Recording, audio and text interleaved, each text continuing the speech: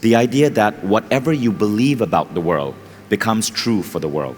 It is about what are your fundamental ideas about the world that you believe and are convinced are true. If you change that, that is the most important trigger for transformation. What you believe about someone else will affect how they show up to you. If you believe your partner is lazy, he or she is more likely to be lazy. If you believe something about your child, they are more likely to reflect that.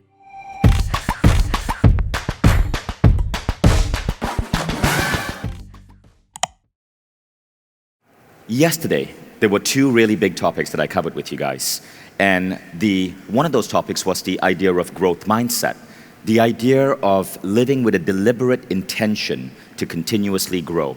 And I mentioned of all the things that we cover in growth mindset, the fifth element is the most important, and that is crafting your identity. This is something that I wish people would teach our children in schools.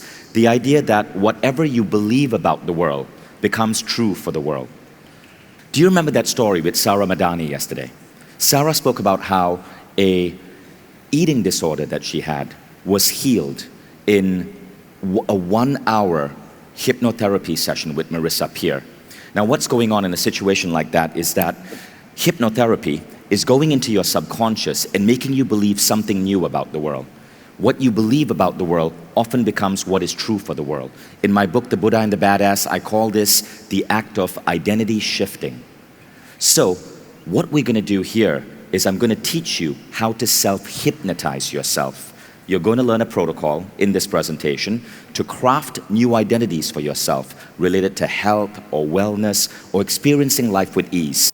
And then you're going to learn how to implant those identities in your mind.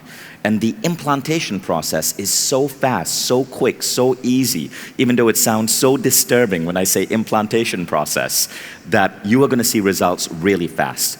We're going to show you essentially how to master your mind. Now to understand this, the first thing you got to understand is this concept. So in my book, The Buddha and the Badass, I wrote this quote down. The universe acts as a mirror. It reflects back to you what you are.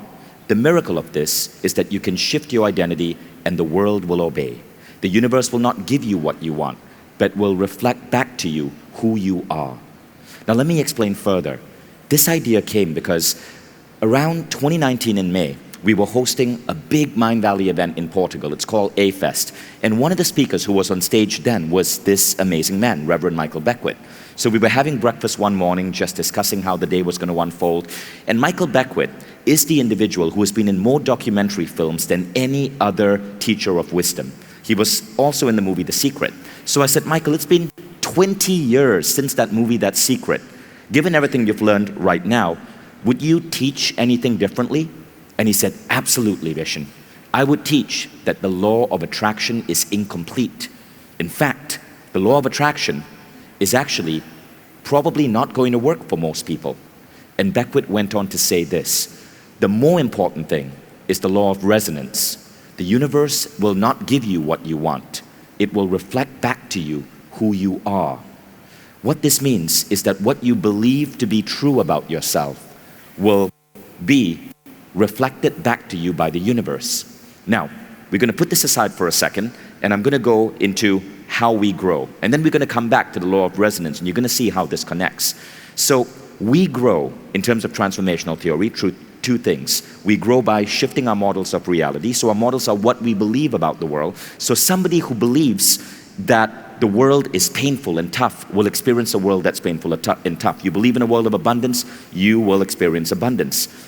Now, if you think about your mind as a computer, computers have hardware and software. So this is one of the early Macintosh computers, hardware and software. Your models of reality are like your hardware. Your systems for living are like your software. So what are systems for living? It's your diet, it's what you eat, it's maybe your sleep ritual, it is what you learn culturally in terms of raising your child, it's the exercise routine that you do, it's your procedure for kickstarting your day when you get to work. These are all systems that you learn. Many people focus on systems. So we go to a gym, we take yoga classes, all of these are systems. The systems, however, are the software of your being. We forget to look at the hardware. The hardware is what actually causes the change. So let me give you an example. This is Jim Quick. So when Jim Quick gets on stage and he gives you a new model of reality, when Jim Quick says creativity is not something you have, it's something you do. He's working on your hardware. He's giving you a new belief about creativity. That is a model of reality. When Marissa Peer hypnotizes someone, she's implanting in them a new belief. That is a hardware shift. So just like in old computers, you can take out a hard drive that maybe is too small and put in a more powerful hard drive. You can take out beliefs that don't serve you and put in healthier beliefs. Now, let's talk about systems. When Jim Quick does his squatting thing, that's a system. It's a practice. When you study yoga, when you do 10x, when you take up WildFit, all of these are systems. Systems are habits, but models of reality are beliefs. So, going back to the analogy of the computer, what we are seeking to do is to continually upgrade your computer, to go from an early Mac to a modern Mac. But to do this, it's not just about the software. It's not about the apps you install, the yoga class that you do, or the diet that you take on. It is about what are your fundamental ideas about the world that you believe and are convinced are true. If you change that, that is the most important trigger for transformation. Any of you guys heard of this book, Psycho-Cybernetics by Maxwell Maltz? This book was written in the 80s. And my dad's in the audience. This was one of the books that I found on my dad's bookshelf that completely changed my life. So Maxwell Maltz was a plastic surgeon. And he found that when he gave someone a nose job, he changed even the slightest thing about their appearance that their friends didn't notice. So he would adjust something about a person's nose, even their friends or their mother wouldn't notice. But they would feel different, and all of a sudden, they would start getting promotions in their career. All of a sudden, they would start dating the person of their dreams. What exactly was going on? So Maxwell Maltz went on to say, it's no exaggeration to say that every human being is hypnotized to some extent, either by ideas he has uncritically accepted from others or ideas he has repeated to himself and convinced himself to be true. We all are hypnotized, but we don't know we're hypnotized. So here's another really fascinating study. Now this one was really intriguing. How many of you here slap on cologne or perfume when you go out? Okay, great. The people who raise their hands, those of you who are not raising their hands, sniff them. See how good they smell. Like, learn from them. So the rest of you smelly buggers might want to consider learning a new system, spraying on cologne. Okay, so spraying on cologne is a system. But there's an interesting belief associated with that as well. And it turns out that the belief is more powerful than the system. So in this study, they took men and they had men walk into a room and stand in front of a camera and just introduce themselves. Now, these men who were introducing themselves in the camera, they were being shown on video to women, and women had to rate the men in order of attractiveness. Now, they did one little twist. There were certain men who, as they walked into the room, they were given a really expensive cologne, and they are saying, spray this on. This is so good. Look at this brand. Just spray this cologne on. It'll make you feel good. Now, it turns out that the man who had sprayed on the cologne, on camera, were deemed to be more attractive by women. It's as if spraying on the cologne gave them a new identity of attractiveness. The women were watching this on a screen. They could not smell the men. But the men felt different when they sprayed on cologne. How many of you here feel different when you spray on cologne or perfume? How many of you here feel different when you wear a suit?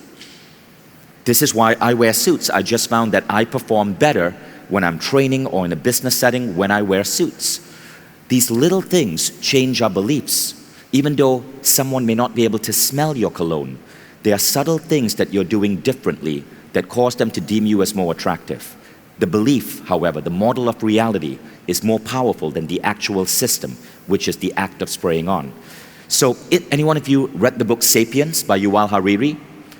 Yuval says the difference between us and animals is that human babies are like molten glass. They can be molded and shaped into anything. This is why a child can grow up to be a peacemaker or a warmonger, a Buddhist or a Christian or a Muslim, rich or poor. We shape our little baby humans with beliefs from the time they are young. And many of you are carrying the beliefs that were implanted in you by your parents from as early as being in the womb. So here's another crazy study, fit hotel maids. So in this study, the researchers were wondering, why is it that so many hotel maids in the United States are clinically obese and have really bad health? Even though if you actually look at their job, they are running up and down stairs, they are flipping over mattresses, they are vacuuming, they're actually taking 10,000 steps a day. So they created this fake research project, they interviewed the maids, and they were just, the hypothesis of the project is that, as far as the maids thought, is that these researchers wanted to measure their health and well-being for insurance. But at the end of asking these maids questions, the researcher said this, "Wow, Matilda, did you know that based on what you're telling me, you are walking 10,000 steps a day, and doctors say that is really good, you must feel so healthy. You are doing such great things for your body." That's it. Now 1 month later, they go back and they check the maids and their health biomarkers. All the maids who were given that statement were suddenly healthier. You see, these maids in their mind never saw vacuuming or walking upstairs or hurling or making a bed as exercise. But when the researcher told them to see it as exercise, all of a sudden their bodies responded. So it turns out it's not even the exercise you do, it's do you perceive what you do as exercise. Now this is not an excuse to say, I'm going to eat peanut butter and jelly sandwiches every day and the act of chewing that sandwich is exercise. There are limitations, right? But if you tell yourself that as I walk, as I pace, I take calls from home, as I pace and I'm on my AirPods in a meeting, I am giving my body the exercise it needs, your body will respond. Now, it turns out that it doesn't, your beliefs don't just affect you, they will affect everyone around you. Remember that story of how men became more attractive, even on camera when they spray on cologne? Same thing is true for a woman when she does her hair or when she puts something on, but your beliefs affect other people. What you believe about someone else will affect how they show up to you. If you believe your partner is lazy, he or she is more likely to be lazy. If you believe something about your child, they are more likely to reflect that. This is really weird. 1968 Pygmalion effect experiment. So what happened is, they lied to teachers. They told teachers that Tom, Ali, and Sarah in their class were gifted students, that they had aced this incredible exam on IQ. And they told the teachers, you are not allowed to treat them any differently. You're not allowed to tell them that they are gifted. Just know that they are gifted. At the end of the academic year, Tom, Ali, and Sarah scored grades way higher than all of the other students. Something about the teacher's expectation of the child actually influence the child. What does this tell you about how you see your kids? Even how you see your boyfriend and girlfriend? How you expect someone to respond, what you expect of people literally creates them. Your mind is creating everything about the world around you. Every relationship around you is also being created by your mind. In fact, the people around you can be elevated by your mind or they can be pulled down. That is how powerful your mind is. So in the book Atomic Habits, the author, James Clear, shares another really fascinating psychological experiment. How many of you here have trouble going to the gym? Raise your hand. It's okay, no one's judging. We all have trouble, including me, right? I was so busy this past weekend, I missed 2 gym sessions. But that's unusual. Usually I love going to the gym because I adopted this mental trick from James Clear. So James said this, there are 3 ways to create a desire, a habit, a movement. The first is outcome. Outcome means you tell yourself, I want to lose 5 kilograms. And he says, that's okay, some people are gonna be motivated by that to go to the gym, but outcome-based desires, not very effective. There will be mornings when you will wake up and you'll go, oh man, it's so cold outside and I didn't sleep well. And Christina says, I need to practice self-love, so I'm gonna love myself in bed and keep myself warm. That's outcome, right? Not very effective. Then there's process. Process is you tell yourself, I'm gonna go to the gym 2 times a week, practice the 10X protocol for precisely 20 minutes each. It's better, you're more likely to go to the gym, but it's not the most effective. The most effective is an identity. An identity, says James Clear, is you tell yourself, I have the body of an athlete, and my body loves to work out. If you embrace that identity to the point where you start believing it, you will never miss a gym session. You just can't. Because when you wake up in the morning, as tired as you are, you will feel this impulse that your body loves to work out. It turns out identity hacking is the best way to install a habit. So back to Michael Beckwith, the universe will not give you what you want. Rather, it will reflect back to you what you are. This is not just spiritual beliefs. This is now proven in science.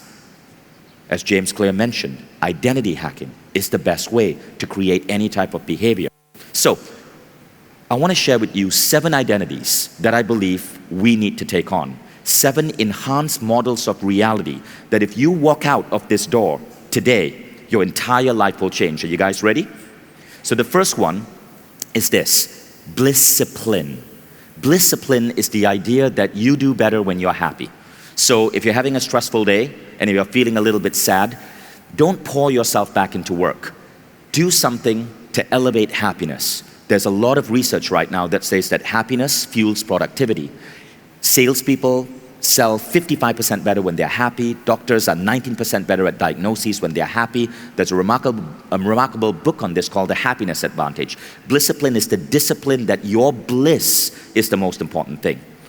And I want to share with you a really interesting series of lessons on Bliss-cipline. Let me read you this poem, one of my favorite poems ever.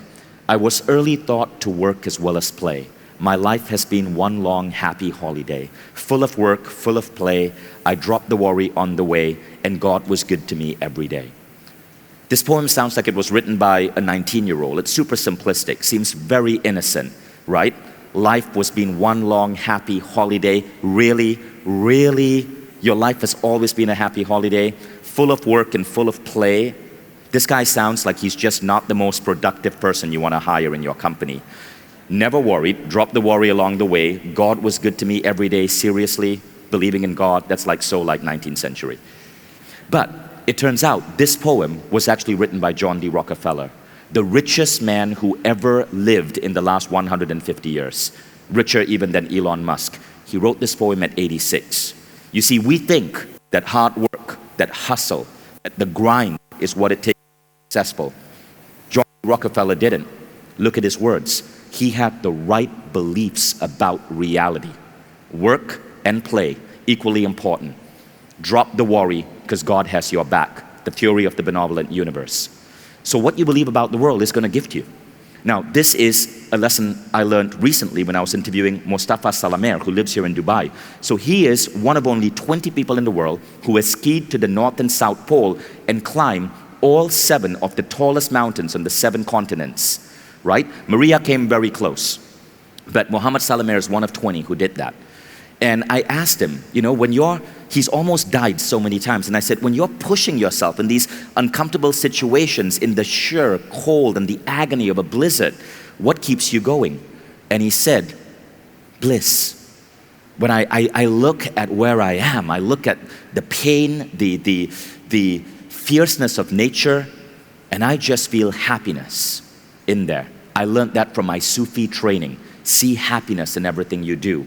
And that's how I became one of only 20 people to accomplish this. And by the way, this man grew up in a refugee camp. He worked 5 years washing dishes. He's basically a dishwasher, a Palestinian refugee dishwasher who got a job at a restaurant in London, washing dishes for 5 years, couldn't speak any English, and today he's one of the world's greatest explorers. Bliss-cipline. Now, let's go on to the second idea, immunity to overwhelm. How many of you here experience stress or overwhelm? How many of you here understand that stress is bad for you and can kill you? Raise your hand. Okay, so stress can kill you and stress is bad for you? What if that belief is simply not true?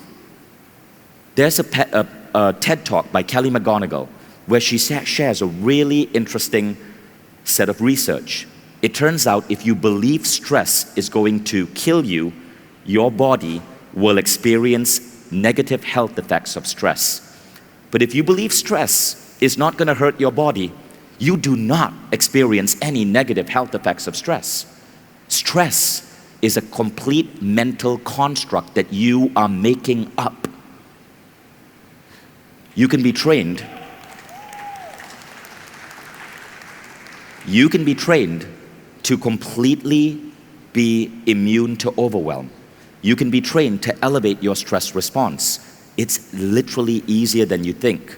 Someone like Elon Musk is the CEO of 5 companies, and you think your job is tough. It turns out that how you talk to yourself will determine your body's response to stress. I had a manager at Mindvalley, and she, every time somebody asked her if they could arrange a meeting or something, she would say, you know, guys, I'm so busy. She changed her self-talk. Whether she'd say, hey, I'm fully optimized today. Look at my calendar, I'm fully optimized, but I can meet with you next week. That simple change, she told me, changed her reaction to stress. Kelly McGonigal goes deeper in her TED Talk. Watch the TED Talk, it is fascinating. And if you want to train your brain to become immune to stress, there is a really powerful meditation on Mindvalley. If you open up the Mindvalley app, click on meditations, type in Hypnotic Trance Bliss by Paul McKenna. This meditation has transformed the lives of so many people in my team. Paul McKenna, you got to listen to it 5 days in a row. It's 23 minutes. Paul McKenna rewires your brain's stress response, and it will change you. Hypnotic Trance Bliss, okay? Now the third one is win-win relationships. We've been trained to believe that the world requires competitiveness. We've been trained to believe that if you break up with someone, you have to hate them, because love is meant to be happily ever after. And how dare they break that illusion? So much of our life is trained to be a battle between two people. I don't believe that. I have no competitors that I dread. I have no relationships, ex-relationships that I am not really good friends with, because I only believe in win-win relationships. But this is a belief that you can take on as well. I train with a really brilliant Chinese master. And one of the beliefs he says is the most important beliefs that human beings can take on is the idea that all human connections are to be win-win. You create positive vibes and generate great energy with everyone in your life. Now the fourth one is inspiration on demand. Any of you here studied the Silva Method on Mindvalley? That is one of the most effective ways to be able to generate inspiration on demand. You can also take Sonia Choquette's new course, Sixth Sense Superpower. But intuition is real, and studies show that it correlates with your business performance. CEOs who score well on intuition tests, according to the Newark College of Engineering, actually have a higher rate of profitability in their companies. All of us can tap into intuition, but it's something that you can train your mind to do. Why not belief that you can channel wisdom and inspiration on demand? The fifth is abundance. Ooh, this is the one that we have the most hang-ups with, because we constantly hear that rich people are manipulated, billionaires don't pay their taxes, that to be rich means you're going to be an a-hole. Sorry, I forgot I'm in Dubai. So we hear this all the time, right? And this actually keeps you poor. There's nothing glorious about being poor. You can be born in the slums of Dhaka, and you still aspire to want to become a doctor or an engineer or a social media influencer. Nobody wants to be poor. And there's nothing wrong with being gloriously, fabulously, incredibly rich either. Pay your taxes though. So abundance, really powerful belief. Sixth, flow and ease. What if life was just meant to flow in your favor? Professor Sri Kumar Rao, in his Mindvalley program, The Quest for Personal Mastery, says that the most important belief is that the universe has my back. It's called the belief of the benevolent universe. Remember that poem by Rockefeller? And God was good to me every day? That relates to this. Life flows almost as if it's blessed by luck and synchronicity. It almost feels as if you are held by a benevolent universe. Now all of these beliefs, I can tell you, may be true for you or not true for you. But the decision of it being true or not is not me, it's not the world, it's not your parents, it is what you have taken on to believe. So you can literally flip the switch in your brain immediately. But I'm going to teach you a way to make that switch more flip with greater ease. That's coming up soon. One of the things I learned from one of the spiritual teachers I work with is this. to tell myself every day, I solve any problem that comes to me in a fun, easy way. I solve any problem that comes to me in a fun, easy way. Rather than associating problem with stress, I've started to associate problem with, wow, how can I solve this in a fun, easy way? Now the final belief is bending reality. Your true wants seem to come to you with ease. Life seems easier as you're supported by a benevolent universe. In Sanskrit, there's a word called Maya, which means the illusion of reality. I believe we can shift that illusion. I believe reality is a construct of our minds. You don't have to take that on, but know that many of the most brilliant people in the world believe that because they witnessed that. This is an extract from the book Steve Jobs by Walter Isaacson. Isaacson was Jobs' biographer. And this is what Isaacson wrote about Steve. At the root of his reality distortion was Jobs' belief that the rules didn't apply to him. He had some evidence for this in his childhood. He had often been able to bend reality to his desires. Rebelliousness and willfulness were ingrained in his character. He had the sense that he was special, a chosen one, an enlightened one. He thinks there are few people who are special, people like Einstein and Gandhi and the gurus he met in India, and that he's one of them. I believe Steve Jobs' beliefs about himself and his ideas of reality were one of the reasons he was able to create such magical leaps in terms of inventions. The iPhone that many of you carry in your pocket came from this man's beliefs. And there were arguments with Steve and other people in his company.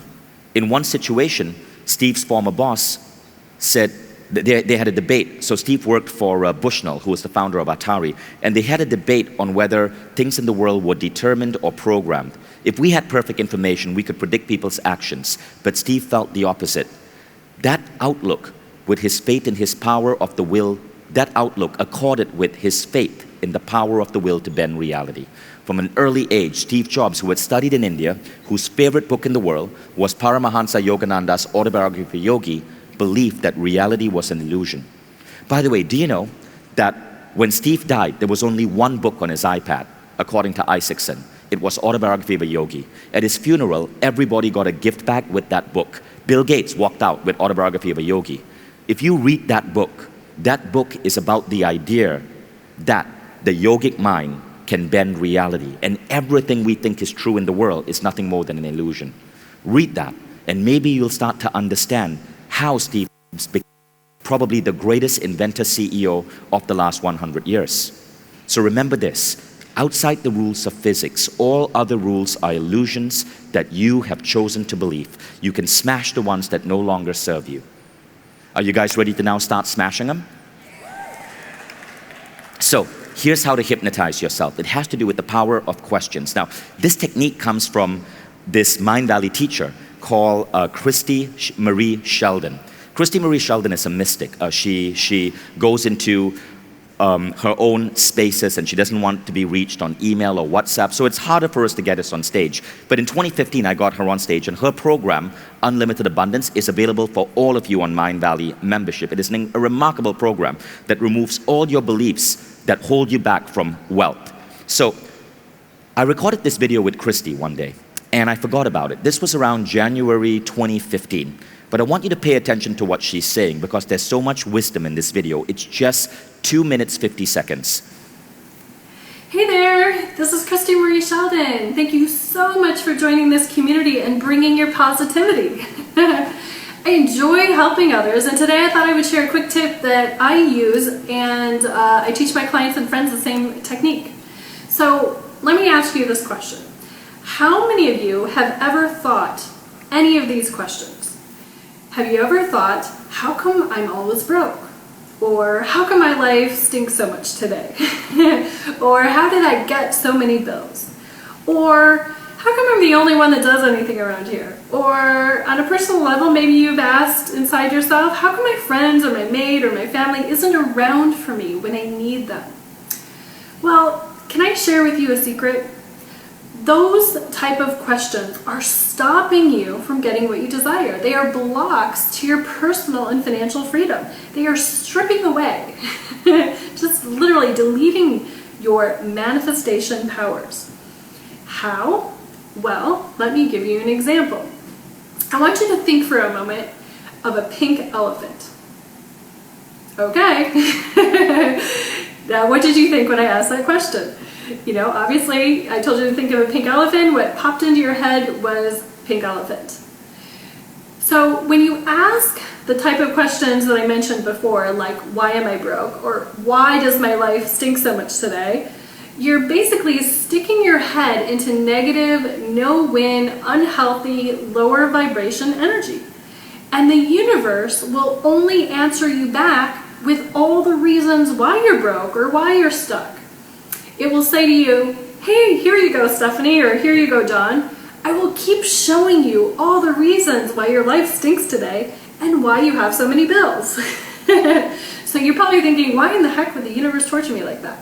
Well, it's because you asked. You asked for all the reasons why, and the universe loved you so much, it responded to your request and it showed you.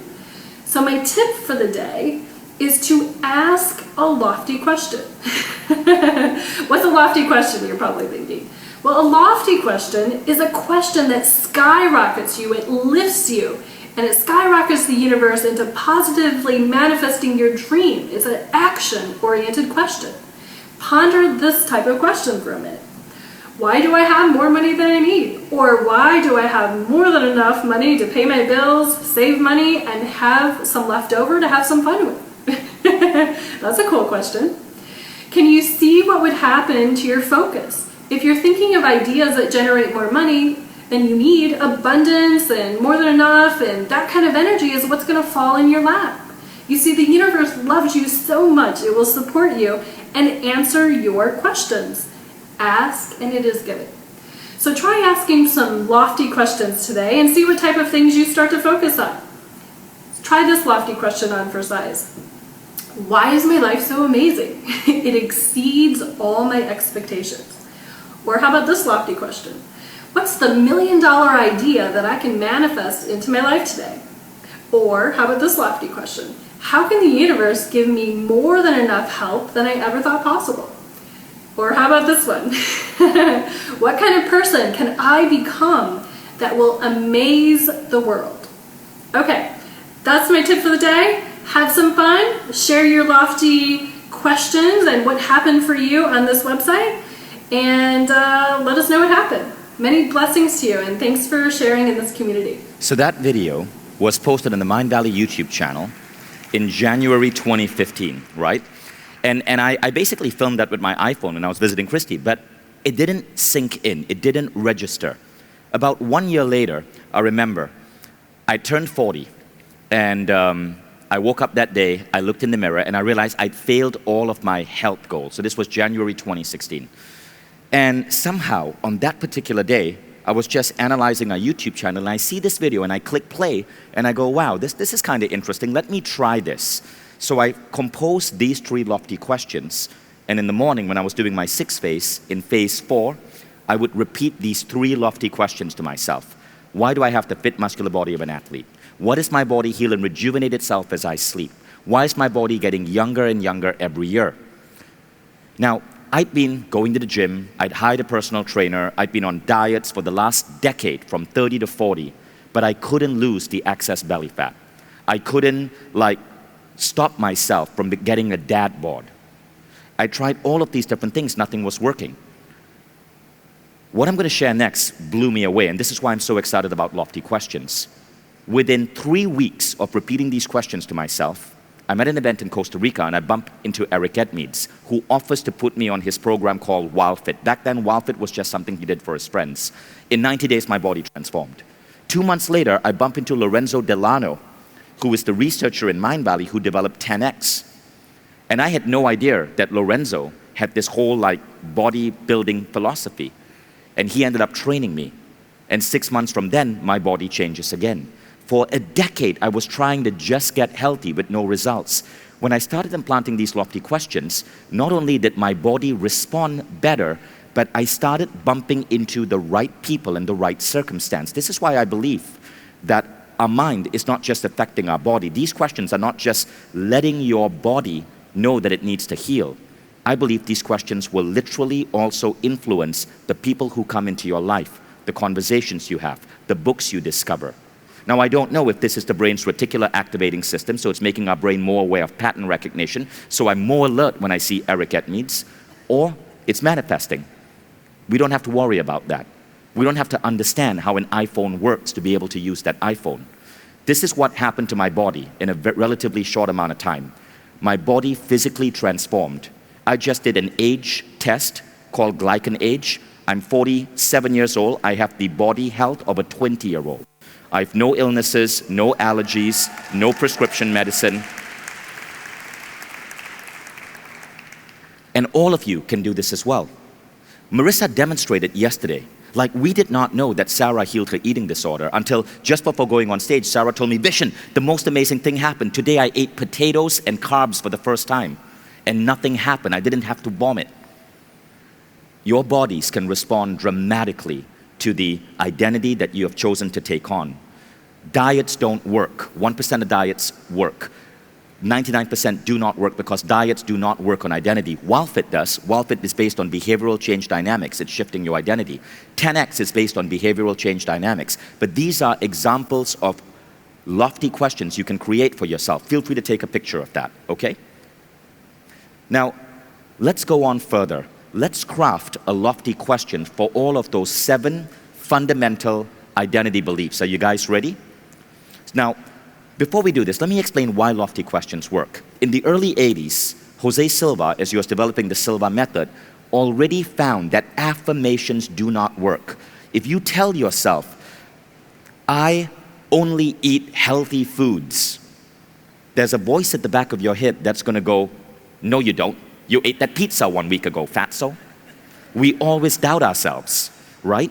And if you're thinking, I don't have that voice, that's the voice. Now, lofty questions overrides that voice because this humbleness that we have within us, this stubbornness, this clinging to our own identity, we're not disrupting that. Rather than say, I only eat healthy food, we are asking a question, why do I only eat healthy food? Why do I only eat healthy foods? Why do I only eat the foods which are nurturing and nourishing for my body? And for some weird reason, this causes it to sink into your subconscious more. Your subconscious goes, the big boss is asking a question, let me sort this out. And then your subconscious somehow responds with that new identity. So this is how you want to do it. First, you want to choose your identity. So I gave you 7 different identity models, but there's many other models you can use. Remember this process from James Clear. Second, prove it to yourself with small wins. So you're not just going to create a lofty question, why do I only eat healthy foods? The next time you go to the buffet at the Dubai hotel you're staying at, just add a tiny bit more vegetables to your plate, right? Step 3, when you meditate, you program your identity with lofty questions. So here are some of the lofty questions. For bliss, why am I surrounded by bliss and happiness no matter what? You can write this down and you can repeat this to yourself. The word no matter what is a Lisa Nichols phraseology. You'll hear from Lisa Nichols today. Why am I surrounded by bliss and happiness no matter what? Why am I able to do so much in so little time? This lofty question probably added hours to my day. Why am I always surrounded by love and amazing people whom I'm deeply connected to? Why am I so brilliant, so genius, and so able to tap into source for instant inspiration? You can replace the word source with God or universe or whatever you resonate with. Abundance. I love this one. This came from Tony Robbins and his documentary, I Am Not a Guru. I saw Tony stating this to himself in a mirror. Not as a lofty question, but I rephrased it as a lofty question. Why am I so good at making, keeping, and multiplying money? Tony's exact phrase was, why do I have avalanches of abundance falling down on me for all my dreams, desires, and intentions? Flow. Why does the universe always have my back? Or, why do I solve all problems in a fun and easy way? And bending reality. Why do my dreams and goals come to me with such ease and speed? The world will reflect back to you what you truly, deeply believe you are. Your identity will create resonance with the world. Okay? Now, what we're going to do is feel free to take pictures of this. Okay, so these are example lofty questions. You're going to make a list of around 7 or 8 lofty questions. I actually read 40 lofty questions to myself every single day. If I forget them, I have them on like my iPhone, but I try to memorize them. But you don't have to memorize 40, you can memorize 5 or 6 or 7. Here are some example lofty questions for well-being. Okay, take a picture. And if you want, these are example questions for creativity and inspiration. Again, take a picture. For abundance and power. And keep your cameras up. This is for love and connection. So all of these are useful, lofty questions that you can try. Okay, now let's actually program this into you. We're going to do this in 2 to 3 minutes. Okay? So I want you to relax. So you want to repeat the lofty question to yourself in a state of meditation.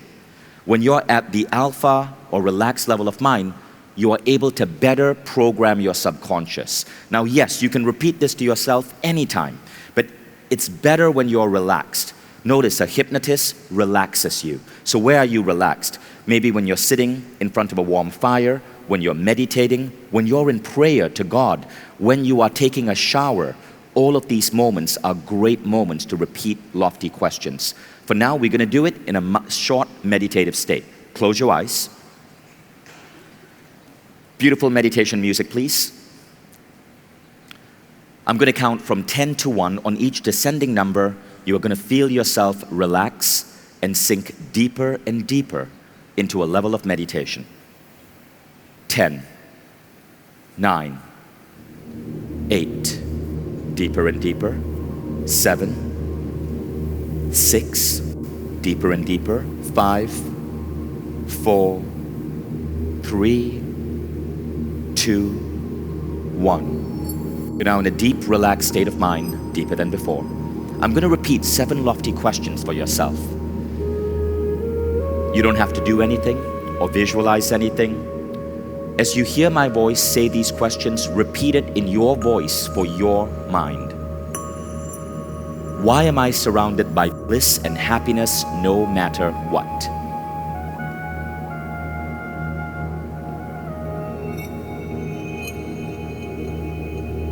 Why am I able to do so much in so little time?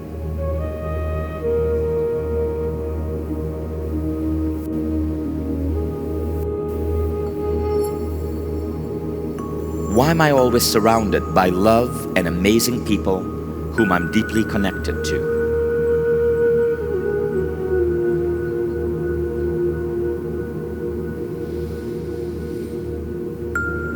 Why am I so brilliant, so genius, and so able to tap into source for instant inspiration?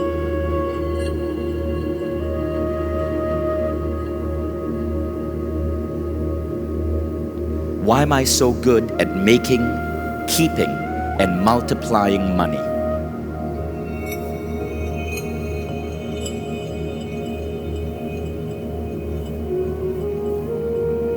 Why does the universe always have my back?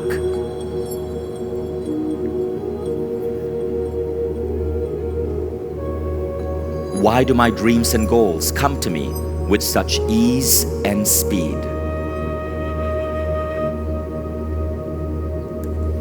And you may now open your eyes. Okay, so those are just 7 lofty questions that I love and I use. You can choose to adopt those. You can write your own. You can literally program your body to heal and rejuvenate itself and reverse aging as you sleep. You can program your body to lose weight. You can program that only loving people enter your life. Whatever you believe about the world will literally influence the world around you. And everything you experienced about the world in the past was in alignment with your past beliefs. Can you see how simple this technique is? It takes just a few minutes, and you can embed this in your meditation. If you do the 6-phase meditation, it's in phase 4. So thank you guys. I hope you enjoyed this session.